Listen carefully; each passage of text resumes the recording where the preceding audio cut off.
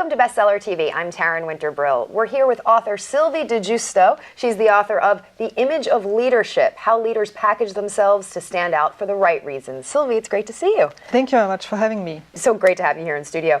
One of the tenets of the book is it's not enough to lead. You need to look like a leader before you can lead. So it begs the question, what do leaders look like? What is the look of leadership? Well, I think one important point is that leaders look like leaders long before they become leaders. So you have to look like a leader long before you are one. It's not defined by something actually you buy or wear, like a suit. So I can't tell you if it's a suit or a certain brand or a certain designer.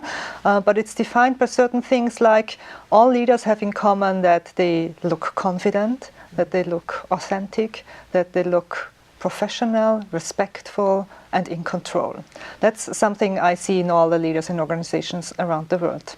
All right, you talk about this idea, it's about bringing the exterior and the interior into alignment. What do you mean by that? Absolutely. So what you see on the outside says something about you, what you have on the inside. My tagline for my company is I package people, and that's exactly what I do. I help them to create a packaging on the outside that says something about their strength on the inside, or helps them to hide certain things from the inside. Right, I know, speaking of, you said you're in the people packaging business. I noticed on the book, this guy, is that a chip? Yes, that's a potato chip. That's a potato chip with yeah. a tie. Tell me the decision behind that. Yeah. I'm not sure if you ever have noticed, but there is something very interesting about potato chip packagings. They all have something in common, that every single package of potato chips has a picture of potato chips on the outside. So packaging designer obviously show you very obvious what you're going to find on the inside. And that's something I use for my clients. We all know when we open those potato chips that the inside certainly doesn't look like that beautiful shaped thing on the outside. Right. So it's kind of a trick, but we still buy it. So you can use that. You can create a packaging, a cover of your book on the outside to kind of hide certain weaknesses you have on the inside. Right, it is a good analogy because not every chip has the same crunch. Absolutely, absolutely. Not every person has the same crunch. So we have learned something over the years. We have certain expectations how certain things look like. That's also the reason we have certain expectations how a lawyer looks like, or somebody who works in finance, or somebody who works in a very creative area. Right. And the third thing is we tell a story, and packaging designer, they tell a story, and I want people to know that every day when they choose something to wear or go somewhere, they are telling a story too. Let's begin with this starting point, because in the book you discuss sort of this distinction between, we're not talking about a professional image or a professional identity. You specifically use the terminology professional imprint. Yes. What do you mean by that? Our brain makes 11 major decisions about somebody we see in the first 7 seconds. 11 decisions in the first 7 seconds. Yes, That's yes. very specific. I mean, Yes. 11 and 7. Tell me more. So if I see somebody in the first 7 seconds, my brain automatically, no matter if I want it or not, if I'm in the body of Mother Teresa or not, I do it because my brain automatically does it, makes 11 major decisions about the person I see. Is this person somebody I can trust or not? Is it somebody who is successful or not? In that 7 seconds, I make an imprint in my brain, and it's just very, very hard to change that imprint. Confirmation bias works against us.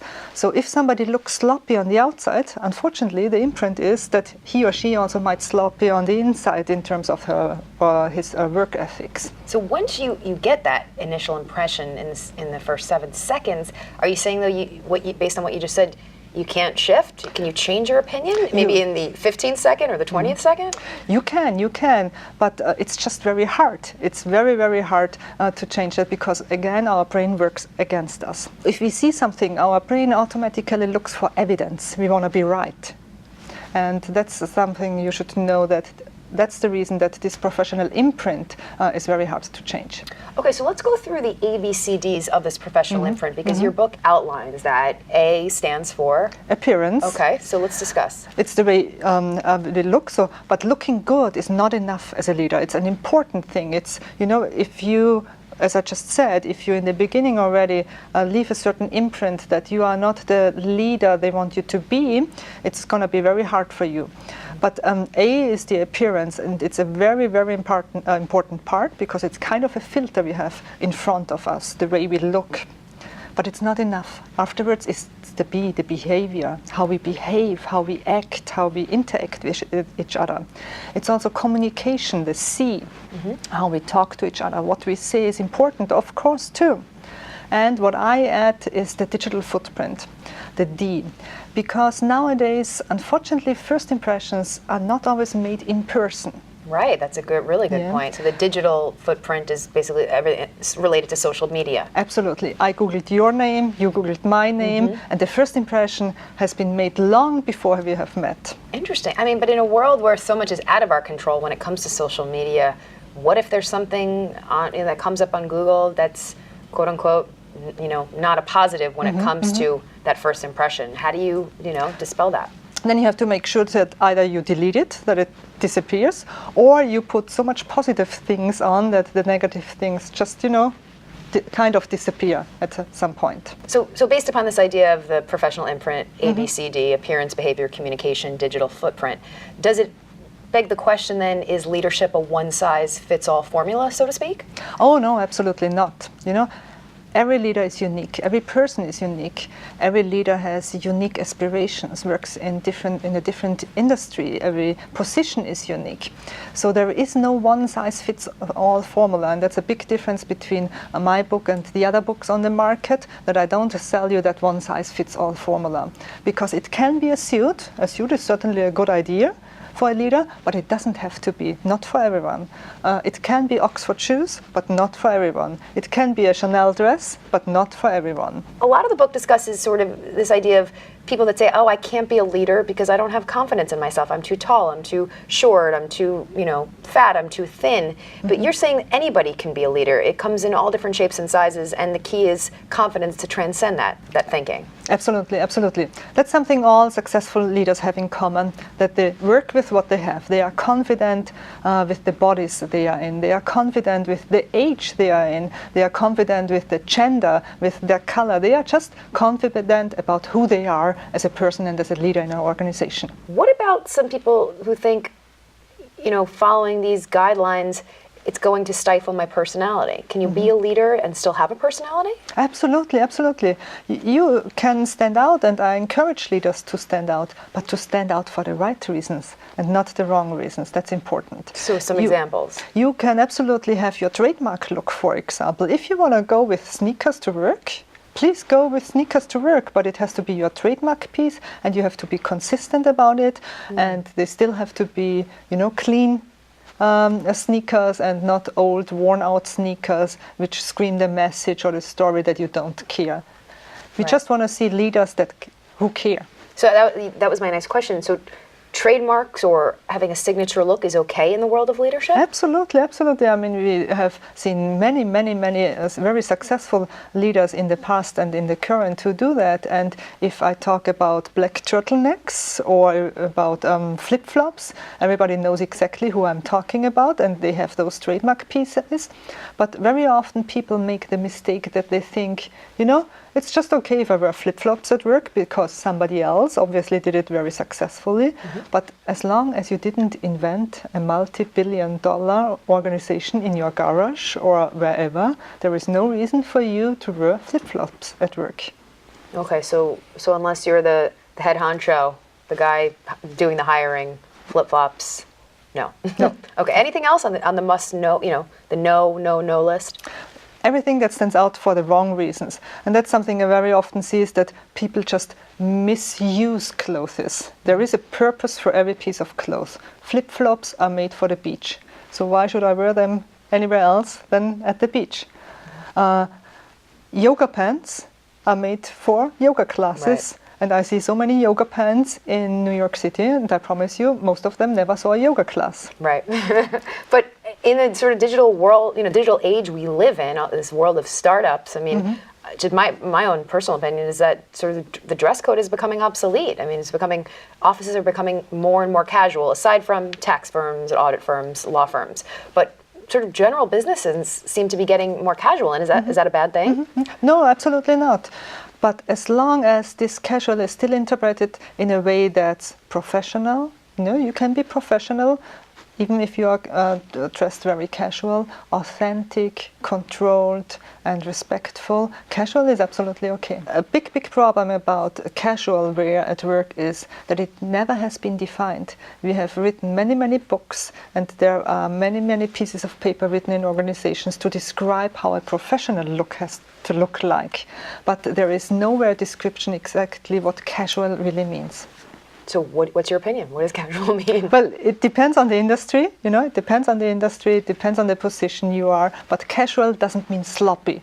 And this is what many people think of. Just because I can go casual, it looks like I don't care. Casual still means that you care about the story you are telling with your clothes. How then do you go about sort of creating a signature look without being remembered for the wrong reasons? Well, if you want to create a signature look, choose a signature piece. It can be your shoe, it can be a certain fabric, it can be a certain cut, a certain accessory. Choose something and use it consistently. In terms of CEOs and the C-suite, what is your biggest tidbit of advice for C-suite executives? Well, the more you handle money of others or of organizations, usually the more traditional your appearance should be. The more you work with family members of others or are responsible, the more traditional you should appear. So the more money involved, the more family involved, the more traditional. Okay. And what about the person who says, my personality doesn't fit my profession? How do you dress for your personality but abide by the dress code? I want to find out what's your keyword, what do you want to be known for, and how can you show that personality, of course, even if you have to follow some kind of uniform because you are in a certain industry. Because every industry has its uniform. No matter if you are in finance or no matter if you are in law or in retail, we have certain expectations how those people look like. And so I also call it a uniform. And then you have to balance it out. You can balance it out by just adjusting something like makeup, hair, jewelry, shoes, whatever. Or you can balance it out by saying, okay, those are my rules, Monday until Friday, and Saturday, Sunday I'm off. And I'm not in my organization and not in that uniform anymore. And lastly, you mentioned that 7 seconds, the 11 judgments being made.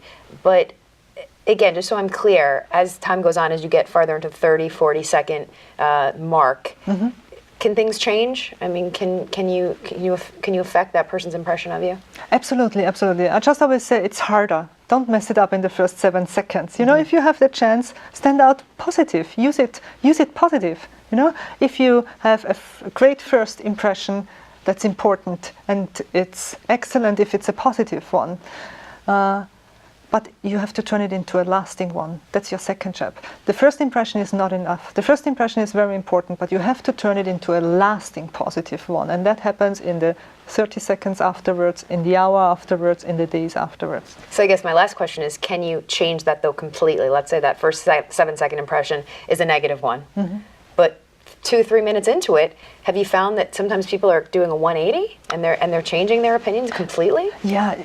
It's possible. It's just so much harder, and it's not worth it. Right? Why you just bring a distraction to the table. That's not worth it. Right. It's a rarity. I always tell them you can do better. Just use those 7 seconds for your advantage and not for your disadvantage. Thank you so much, Sylvie. Really a terrific read. A lot to learn. I like this idea of even if you are a leader, you still need to read. You're not going to lose your leadership just by reading the book. You can enhance the the leadership qualities you already have. Again, the book is called The Image of Leadership by Sylvie di Giusto. If you'd like to hear more about her or buy the book, check out our website www.c-suitebookclub.com. Thanks for joining us, and thank you. Thank you very much.